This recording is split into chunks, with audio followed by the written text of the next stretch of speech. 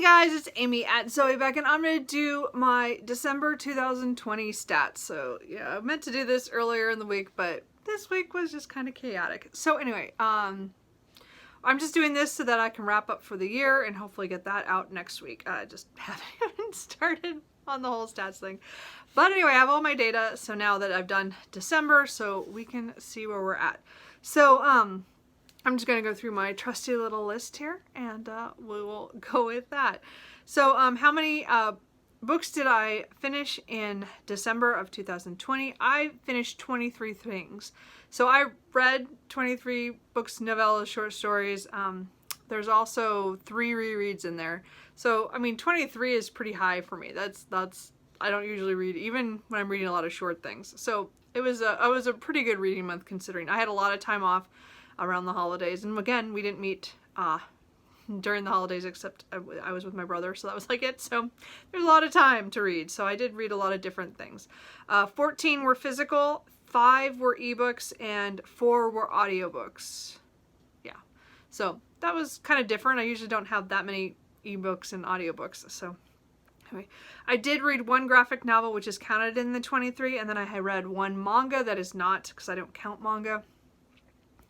Just my own little thing. Sorry, there's a whole different reason for that, but anyway, so I did read that.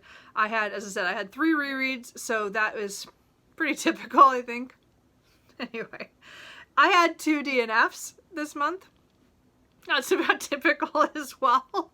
Anyway, how many were on my TBR this month, and how many did I read? I read, of the books that I read, I only put 4 on my TBR, and of course I only read 2 of them. LL.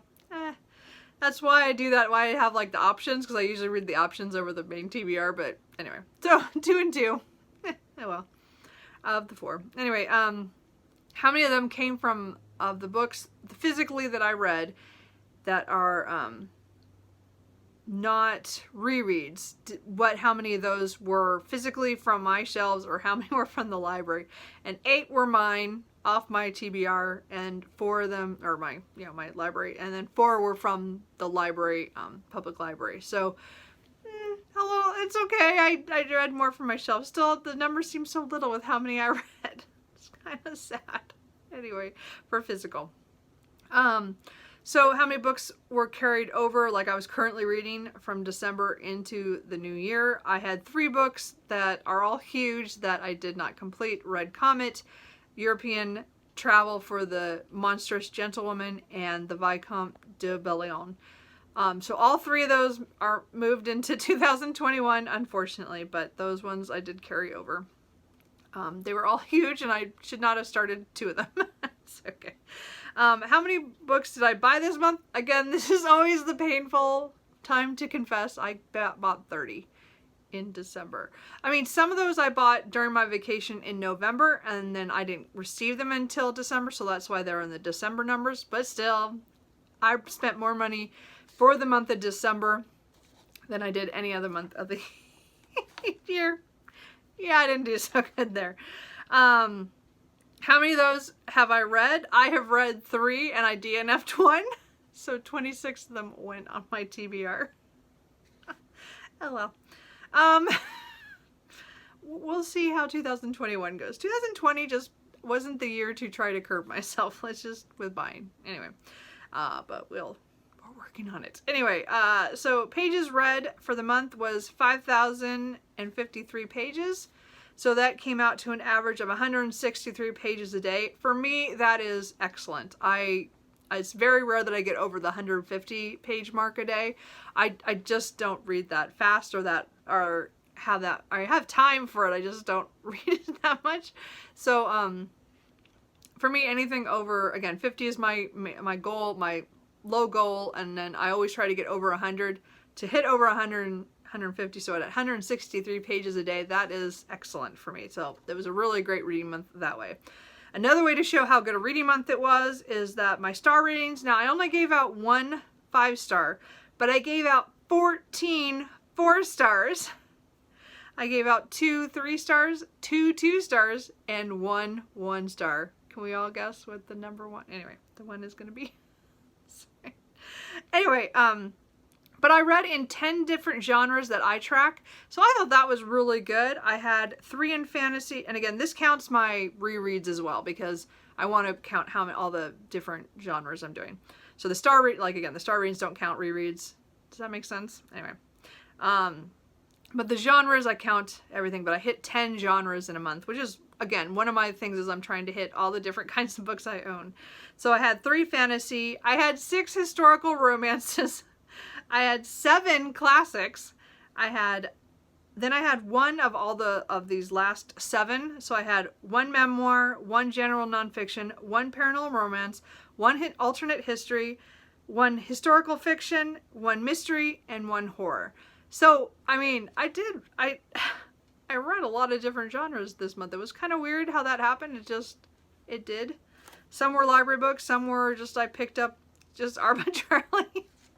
It's just how I read. I'm a mood reader.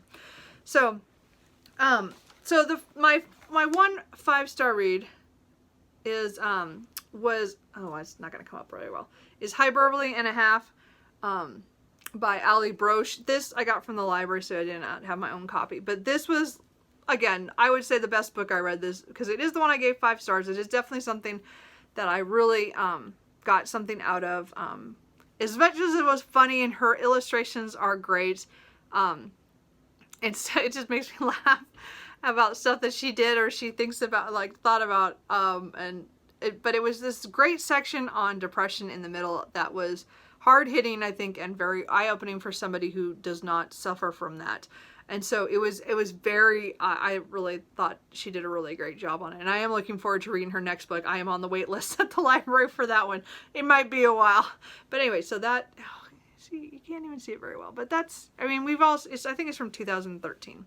So again, I'm so glad I finally picked it up, because I've been hearing about it for years and I just never did. And then I finally just got it from the library and I got to read it. So I'm really glad I did.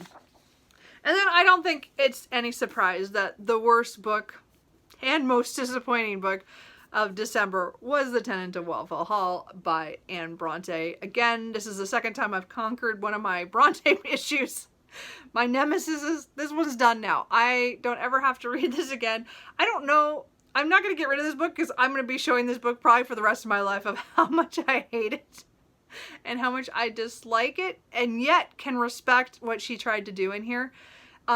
It's definitely one of those books I have mixed feelings on that, but I cannot give it over a 1 because I disliked every minute of reading this. There was so little for me to enjoy, and yeah, maybe I'm just not one of those people who like dislikable characters, and I'm just gonna have to just deal with that, because I think that's pretty much true, and I'm just gonna have to acknowledge it. But man, I hated this book for a lot of different reasons, mostly the main characters and things that have, I don't know, it was just, but again, I can see the merit of it too. So it's going to be one of those weird ones, but again, it is the worst book that I read in December, but it is done, and I don't ever have to read it again if I don't want to, but I can complain about it forever. Because, again, I was so disappointed, because Agnes Grey I really enjoyed by the end. Again, the beginning was kind of slow, but I loved the end. And I really want to reread that book, but man, I hated this book.